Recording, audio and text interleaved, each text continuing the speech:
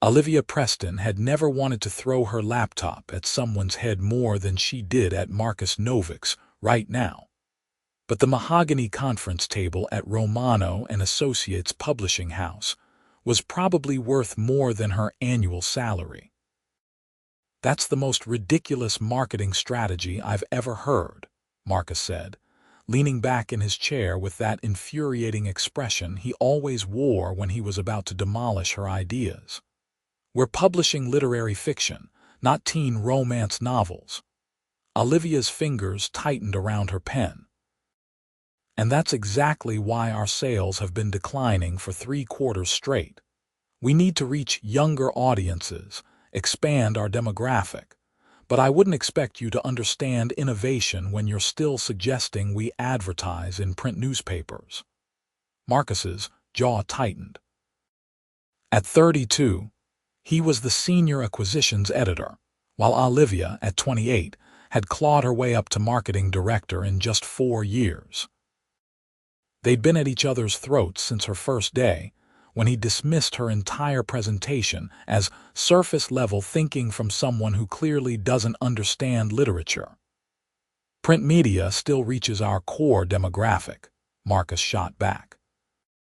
"But I wouldn't expect someone who thinks TikTok is a legitimate marketing platform to grasp that concept." Their boss, Gerald Romano, cleared his throat loudly. "Enough. Both of you will have plenty of time to debate strategy at the National Publishing Conference in Portland next week. In fact, you'll be presenting our new acquisitions lineup together." "Together," Olivia and Marcus said simultaneously, both sitting up straighter. "Together," Gerald confirmed, his expression brooking no argument. "Marcus handles acquisitions, Olivia handles marketing. It makes perfect sense. You'll fly out Monday morning, present Wednesday afternoon. The company's booked you rooms at the Riverside Hotel.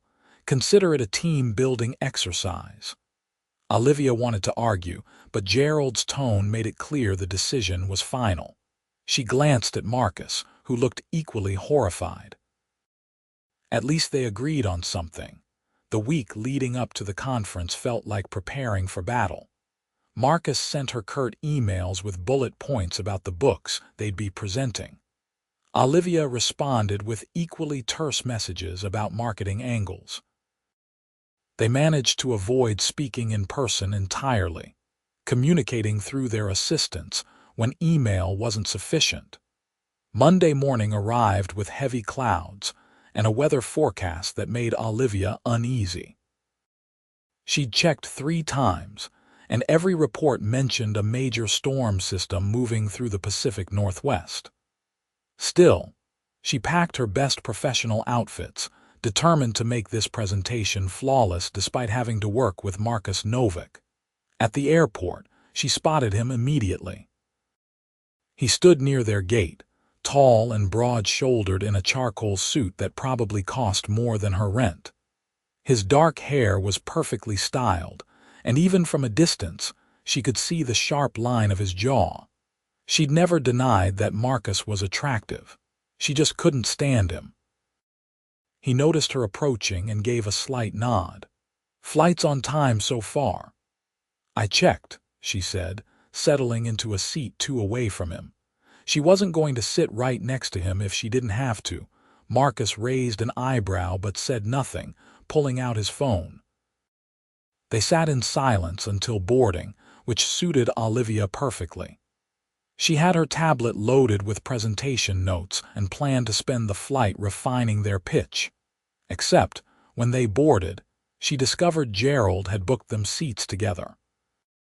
Middle and window seat, with Marcus taking the aisle with his longer legs. Olivia squeezed past him, hyper-aware of how her body brushed against his in the confined space, and settled by the window. "We should probably rehearse," Marcus said once they were airborne. "I know my parts," Olivia replied, not looking up from her tablet. "I'm sure you do, but we need to make sure the transitions are smooth. This presentation reflects on both of us." He had a point annoyingly. Olivia closed her tablet. "Fine, let's run through it." They spent the next hour going over their presentation, and Olivia was forced to admit that Marcus knew his material cold. When he talked about the books they'd acquired, about the authors and their visions, there was genuine passion in his voice. It was almost enough to make her forget how condescending he'd been about her marketing plans. Almost.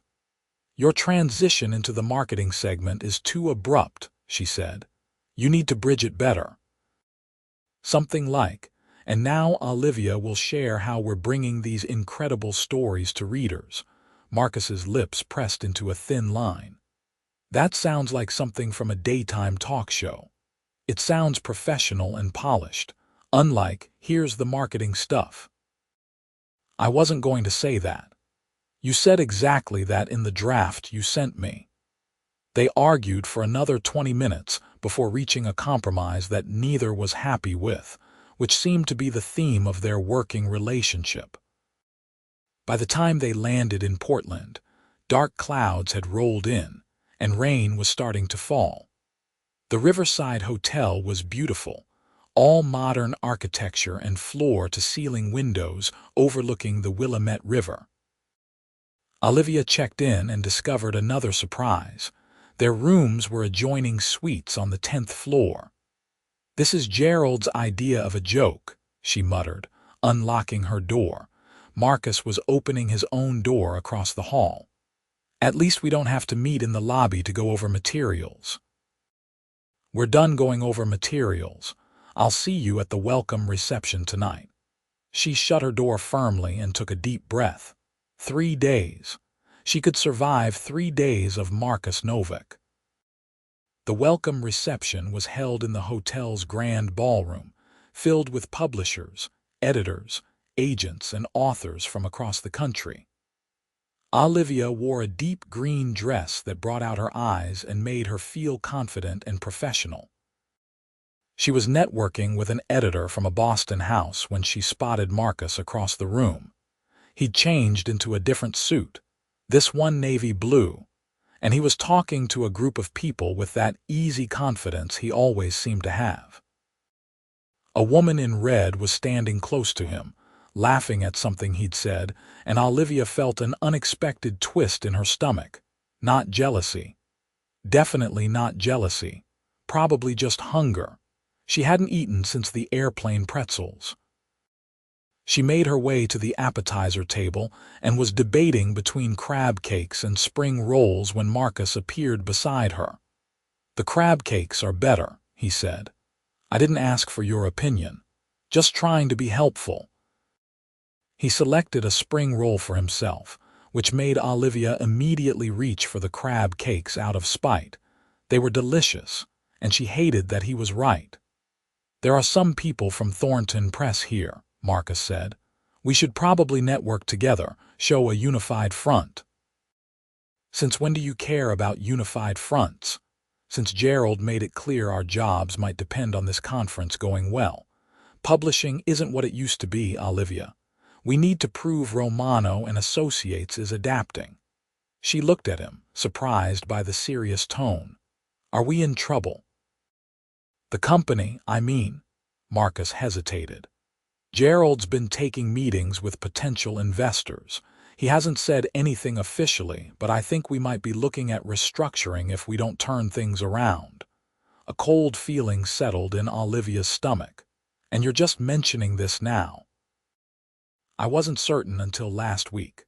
Look, I know we don't get along, but we both care about the company. This presentation matters." Olivia studied his face, looking for signs of manipulation or game playing, but he seemed genuine. "Okay, unified front. Let's go meet Thornton Press." The evening passed more smoothly than she'd expected. Working together, she and Marcus were actually an effective team. He spoke eloquently about literary merit and editorial vision, while she translated that into marketability and audience reach. By the end of the reception, they'd made several promising connections. "That wasn't completely terrible," Olivia admitted as they walked toward the elevators. "High praise from you," Marcus said, but there was almost a smile on his face. The next morning, Olivia woke to her phone buzzing insistently. She grabbed it, squinting at the screen. Multiple weather alerts flashed. Severe storm warning, potential flooding, possible evacuations in low-lying areas. She pulled back the curtains and gasped. The rain was coming down in sheets, the river below churning brown and angry. The wind rattled the windows. A knock came at the adjoining door between their suites. "Olivia, you awake?" She pulled on her robe and unlocked her side. Marcus stood there, already dressed in slacks and a button-down shirt, his phone in hand. "The conference organizers just sent an email. Today's sessions are canceled. They're monitoring the storm. What about tomorrow, our presentation? They're hoping the worst will pass by tonight." He stepped closer to the window, frowning. "I've seen storms, but this looks bad." They spent the morning in an uncomfortable limbo. The hotel restaurant was packed with stranded conference attendees, so they ended up ordering room service and eating in Marcus's suite while watching the local news. The storm had intensified overnight, and several roads were already flooded. "We should go over the presentation again," Marcus said, moving papers around on the desk. "We've been over it a dozen times. Then once more won't hurt." They ran through it twice, and Olivia noticed Marcus seemed distracted, checking his phone repeatedly. "Expecting an important call?" she asked, unable to keep the sarcasm from her voice. "Just checking on some things back home." "What things?" Marcus looked up, clearly debating whether to answer. "If you must know, I have some properties that might be in the storm's path. I'm making sure my property manager is handling it." "Properties? Plural, how many places do you own?" "That's really none of your business." "We're stuck in adjoining hotel rooms during a storm. Humor me," he sighed. 8 residential properties in the Portland area plus a few commercial buildings. I invest in real estate." Olivia stared at him. "On an editor's salary. My salary is higher than you'd think. And I've been investing since college." He stood abruptly. "I'm going to check with the front desk about tomorrow." After he left, Olivia found herself Googling Marcus Novak Real Estate Portland. What she found made her jaw drop. There were articles about him in real estate investment journals, profiles in business magazines. Marcus hadn't just been investing in real estate. He'd built an empire. The articles estimated his net worth at somewhere between $15 and $20 million. Marcus Novak was a millionaire. A multimillionaire. And he'd been working at their mid-sized publishing house, arguing with her about marketing budgets, acting like a regular employee. When he returned, Olivia was sitting on the couch, arms crossed. "You're rich," she said flatly. Marcus stopped. "You Googled me. You're worth millions.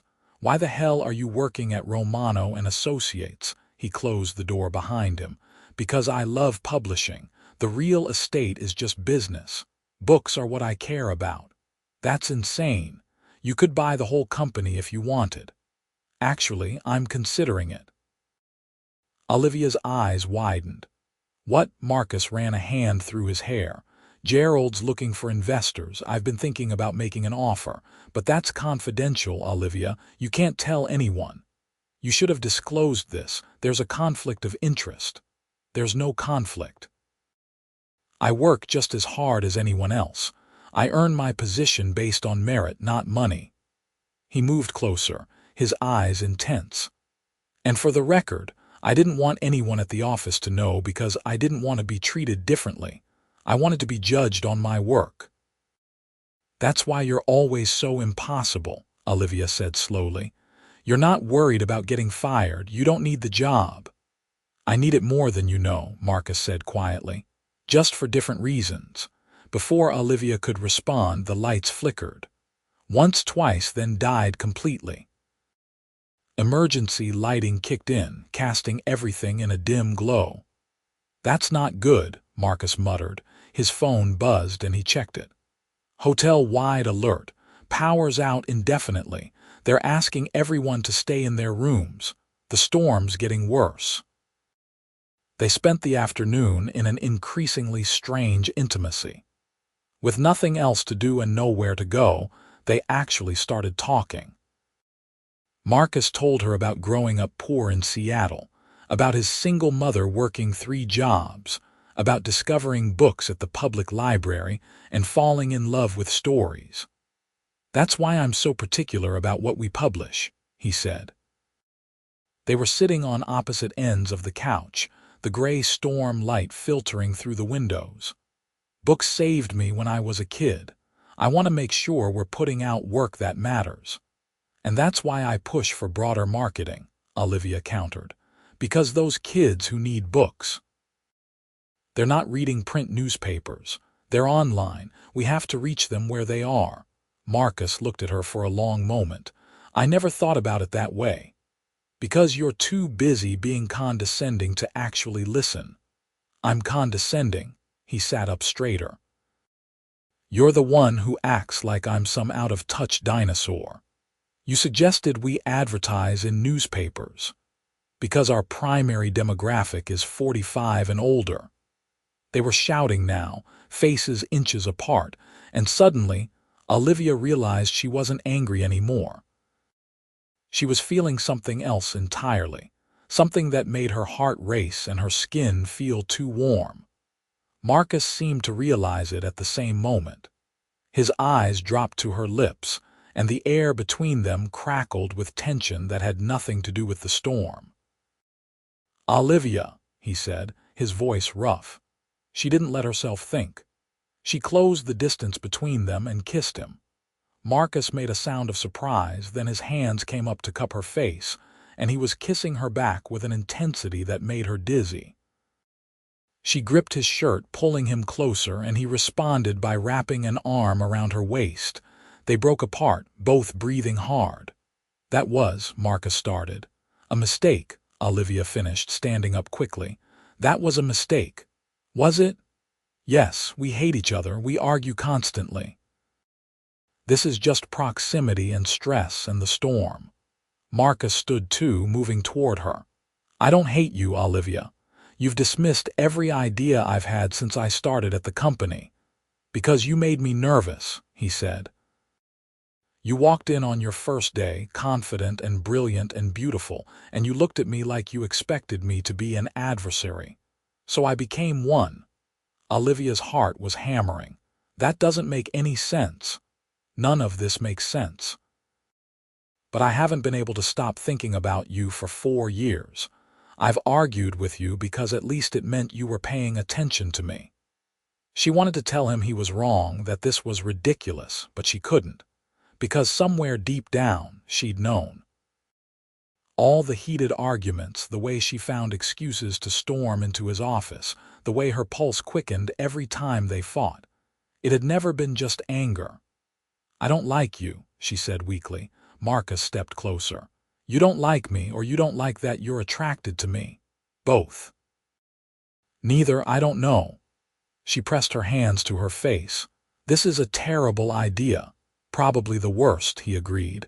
"But I'm going to kiss you again anyway, unless you tell me not to." Olivia looked up at him, at the intensity in his dark eyes, at the way he was looking at her like she was something precious. She should tell him no. They had to work together. This would make everything complicated, but she didn't say no. Instead, she reached for him. This time the kiss was slower, deeper. Marcus pulled her against him, and Olivia felt herself melting into his embrace. His hands were gentle but firm on her waist, in her hair, and when he finally pulled back, they were both trembling. "Stay here tonight," Marcus said. "Just to talk. The power's out in your room, too." It was a flimsy excuse, but Olivia nodded. She wanted to understand this thing between them, wanted to figure out if it was real or just a product of unusual circumstances. They ordered more room service when it got dark, eating by candlelight that the hotel had provided. They talked about everything: their families, their dreams, their fears about the publishing industry changing.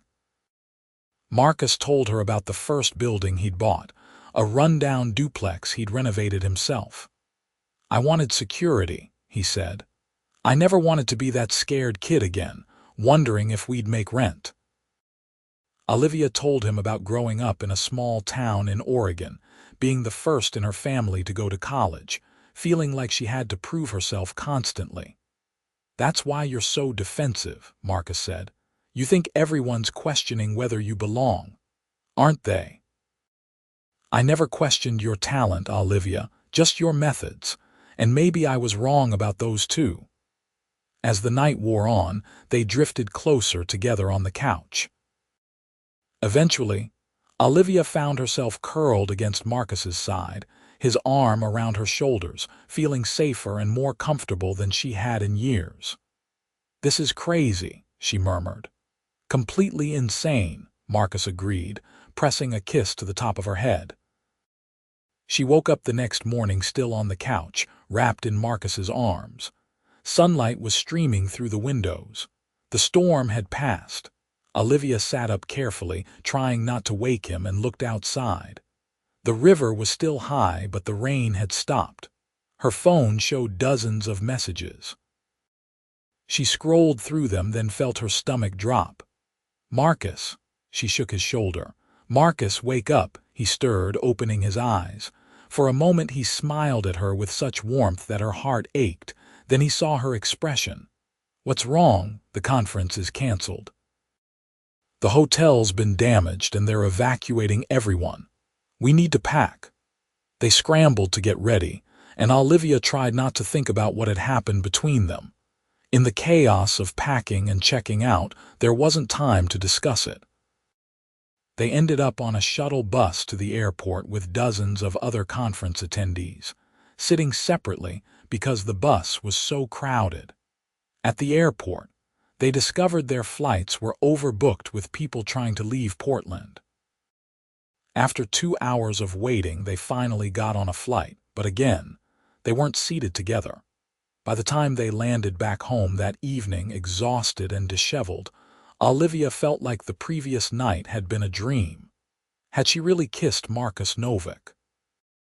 Had he really held her while she slept? "I should get home," she said as they collected their luggage. "Olivia, wait." Marcus caught her arm. "We need to talk about what happened." "I know, but not here, not now. I'm exhausted and we're both overwhelmed." "Let's just get through the rest of the week, okay?" She could see the frustration in his face, but he nodded. "Okay, but we are going to talk." The rest of the week at the office was awkward beyond measure. Olivia kept replaying that night in her head. The kiss, the conversations, waking up in his arms. Every time she saw Marcus in the hallway or past his office, her pulse raced. But he kept his distance, and she didn't know if she was relieved or disappointed. On Friday afternoon, Gerald called them both into his office. Olivia's stomach clenched. Had someone seen them at the conference? Was she about to be fired for inappropriate conduct? "I've been hearing excellent things about how you two handled yourselves in Portland," Gerald said, beaming. "Despite the conference being cut short, you made quite an impression at the welcome reception. Thornton Press wants to discuss a co-publishing deal." "That's great," Marcus said, and Olivia could hear the genuine pleasure in his voice. "It is, and it's made me realize something. You two are more effective as a team than I ever imagined. So I'm restructuring your positions. Marcus, you'll still handle acquisitions, but Olivia, you'll be working directly with him on every project from the start. Integrated acquisition and marketing strategy." "You mean we'll be working together?" Olivia asked. "On everything." "On everything," Gerald confirmed. "Your offices are on opposite ends of the building. That's inefficient. I'm having Olivia's office moved next to Marcus's starting Monday." After they left Gerald's office, Olivia and Marcus stood in the hallway staring at each other. "This is a disaster," Olivia said.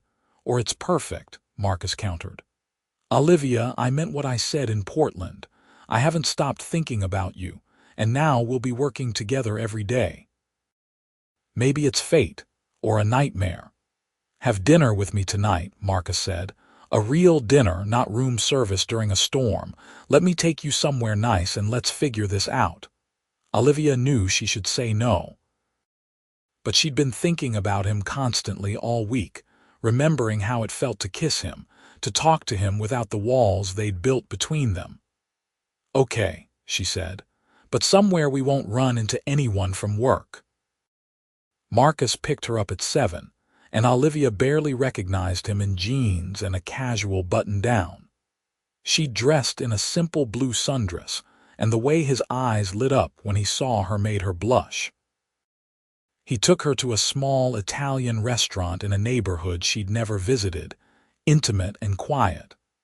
Over wine and pasta, they talked like they had during the storm, but without the urgency and fear. This time it was a choice to open up, to be vulnerable. I need you to understand something, Marcus said as they shared tiramisu. When I found out we were going to Portland together, I was terrified. I've spent 4 years keeping you at arm's length because I couldn't handle how you made me feel. I thought if I kept you angry at me, it would be easier than risking rejection. That's the most backwards logic I've ever heard, Olivia said, but she was smiling. I know. But then the storm hit and we were trapped together and I couldn't hide anymore. Olivia, I'm falling for you. I might already be in love with you, and I know that's fast and crazy, but it's the truth. Olivia's breath caught. Marcus, you don't have to say anything yet. I just needed you to know. Whatever happens with work, whatever we decide about this, I needed to be honest. She reached across the table and took his hand. I'm scared. This could get so messy. Working together, having feelings for each other. What if it doesn't work? What if we go back to hating each other? What if we don't? Marcus squeezed her fingers.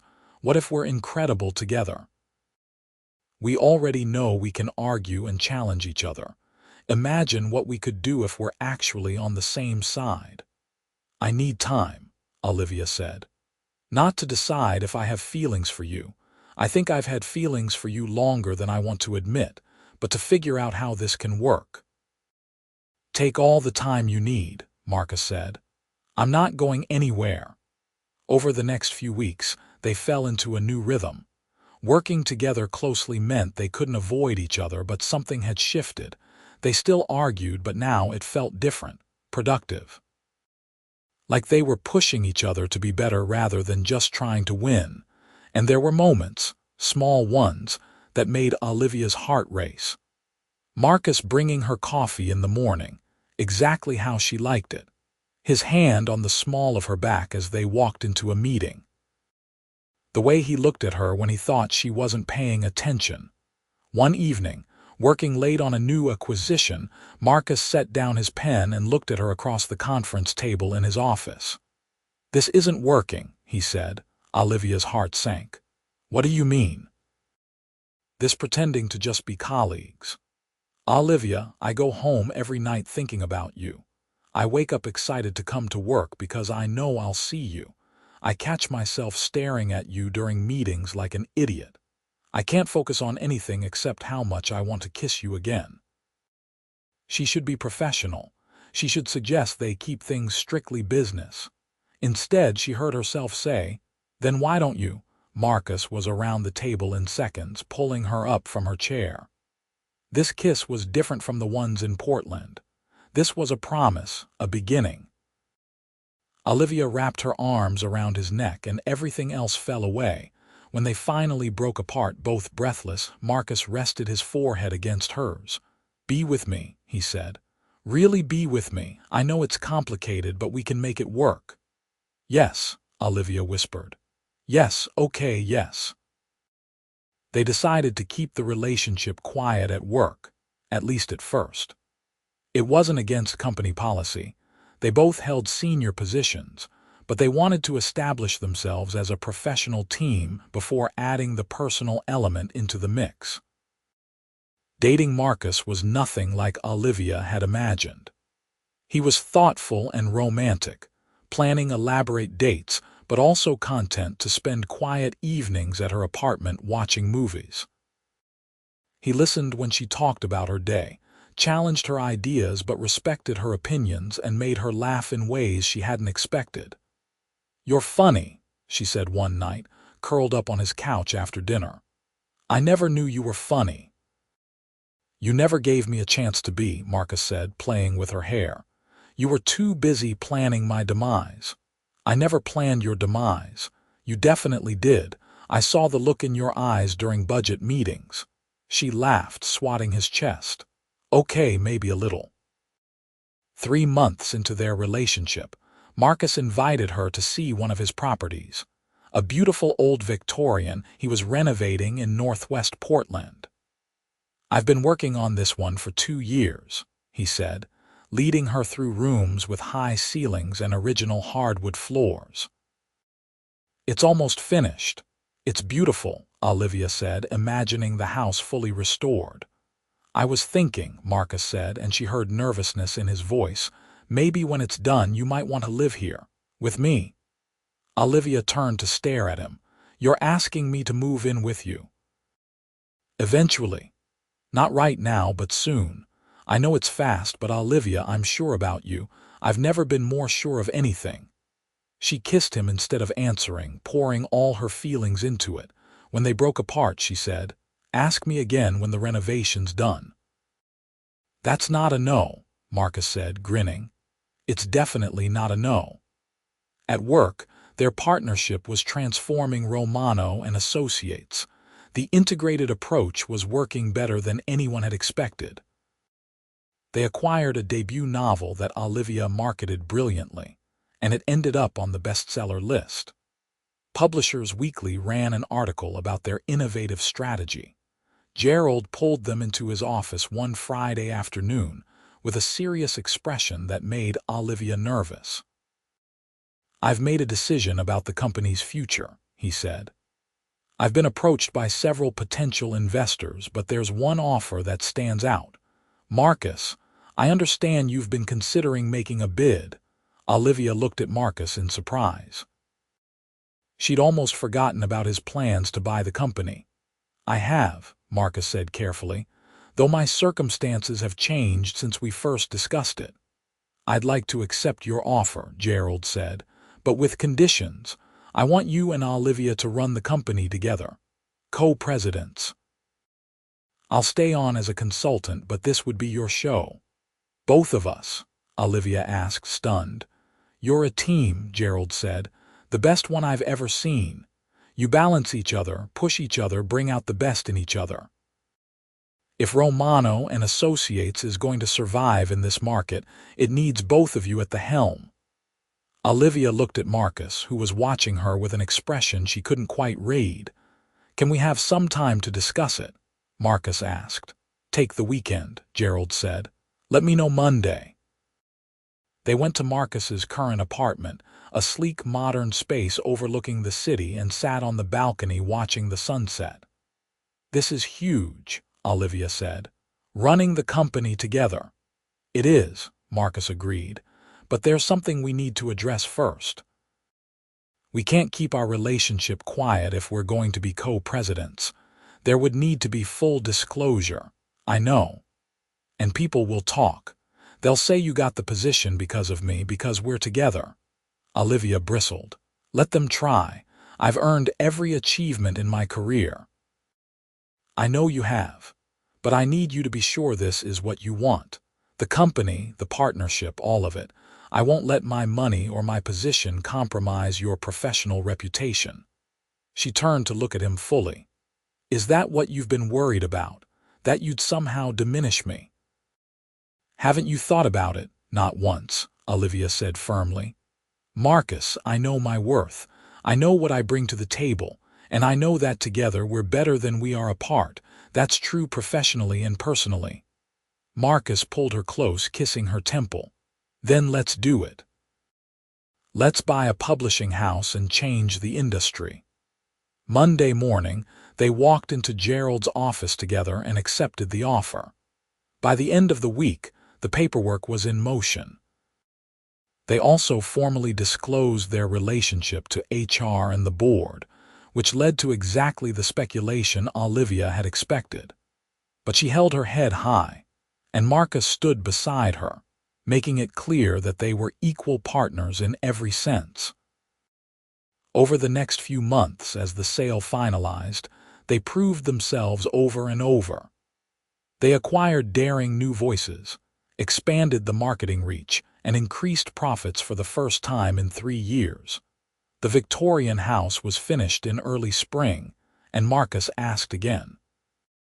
This time, Olivia said yes without hesitation. Moving in together felt natural, like coming home. They fell into an easy rhythm, cooking together in the newly renovated kitchen, reading manuscripts in the cozy living room, making love in the bedroom with its view of the cherry trees blooming outside. "I have something for you," Marcus said one evening. They were sitting on the back porch watching the sun set over the garden. He handed her a small box, and Olivia's hands shook slightly as she opened it. Inside was a key. "A house key? I already have one of those," she said, confused. "Not to this house, to a bookstore." Marcus's eyes were bright with excitement. "There's a space available downtown, perfect location. I was thinking we could open an independent bookstore, showcase the authors we believe in, create a community space. We could run it together, separate from Romano and Associates." Olivia stared at him. "You want to open a bookstore with me? I want to build a life with you. The bookstore is just part of it." He took the box back, and when he opened it again, there was a ring beneath the key. A simple, beautiful diamond that caught the fading light. "Olivia Preston, you walked into my life 4 years ago and turned everything upside down. You challenged me, frustrated me, and made me want to be better. You're brilliant and fierce and kind, and I love you more than I thought it was possible to love anyone. Will you marry me?" Tears were streaming down Olivia's face. "Yes, yes, of course, yes." The ring fit perfectly. Marcus pulled her into his lap, kissing her as the sun dipped below the horizon. They were married 6 months later in the garden of their Victorian house, surrounded by friends, family, and half the publishing industry. Gerald gave a toast about how love and partnership could transform not just individuals but entire organizations. Olivia's mother cried happy tears. Marcus's mother, elegant and proud, pulled Olivia aside to tell her she'd never seen her son so happy. "You saved him," she said. "Not from poverty or struggle, from loneliness, from being afraid to let someone in." "He saved me too," Olivia said, watching her new husband laugh with his groomsmen. "I didn't even know I needed saving." The bookstore opened a year later, a jewel box of a space filled with carefully curated titles and comfortable reading nooks. They called it Turning Page, and it became exactly what they'd envisioned. A gathering place for book lovers, a launching pad for new authors, a testament to their shared passion. Romano and Associates flourished under their leadership. They hired aggressively, seeking out diverse voices and fresh perspectives. They partnered with schools and libraries, created mentorship programs for aspiring writers from underrepresented communities. The industry noticed. Awards and recognition followed. But more than professional success, they built a life filled with love and partnership. They still argued sometimes, passionate debates about books and business that often ended in laughter or kissing or both. They challenged each other constantly, pushing one another to think bigger, dream harder, do better. 2 years after their wedding, Olivia walked into Marcus's office at Romano and Associates with news that made her both terrified and elated. "I'm pregnant," she said without preamble. Marcus's face went through about 5 emotions in 3 seconds before landing on pure joy. He swept her into his arms, spinning her around until she laughed and begged him to stop. "We're having a baby," he said, wonder in his voice. "We're having a baby," she confirmed. Their daughter, Elena Marie Novak, was born on a snowy January morning, perfect and tiny and already loved beyond measure. Marcus cried when he held her for the first time, and Olivia fell even more in love with him watching him become a father. They juggled parenthood and business ownership with the same partnership that had carried them through everything else. Marcus worked from home 2 days a week, Olivia 3, and they hired excellent staff they trusted implicitly. The bookstore installed a small play area in the back corner, and Elena spent her early years surrounded by stories. 3 years later, their son arrived, Oliver James Novak, with his father's dark eyes and his mother's stubborn chin. Their family felt complete, their Victorian house filled with laughter and chaos and love. On their 5th wedding anniversary, they had dinner at the same Italian restaurant where Marcus had first told her he was falling in love with her. Their mothers were watching the kids, giving them a rare evening alone. "You remember what you said that night?" Marcus asked, reaching across the table for her hand. "That you needed time to figure out how this could work." "I remember," Olivia said. "I was so scared." "Are you still scared?" She thought about their life, the company they ran together, the bookstore they'd built, the children sleeping safely at home, the partnership that had only grown stronger with time. She thought about how they'd started as adversaries, 2 people who couldn't stand each other, and become something neither could live without. "Not even a little bit," she said. "You're the best decision I ever made, Marcus Novak, even if you did suggest advertising in newspapers." "I'm never going to live that down, am I?" "Never," she confirmed, grinning. He laughed and raised his wine glass. "To terrible ideas that lead to something wonderful, to storms that force us together, to arguing about marketing strategies and falling in love." "To us," Olivia said, clinking her glass against his. "To everything we've built and everything still to come." They left the restaurant hand in hand, stepping out into a warm summer evening. Somewhere in Portland, a storm had once stranded them together and changed everything.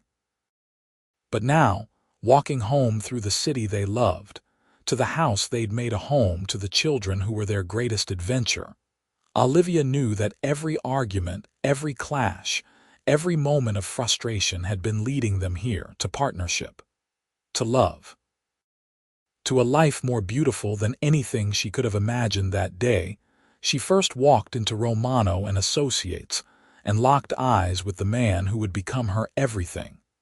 Marcus pulled her close under a streetlight, kissing her the way he had during that first storm, with passion and promise. And Olivia kissed him back, grateful for fate and weather, and the beautiful accident of falling in love with the person she once thought she hated most in the world. They had decades ahead of them, she knew. More books to publish, more authors to nurture, children to raise, a legacy to build together.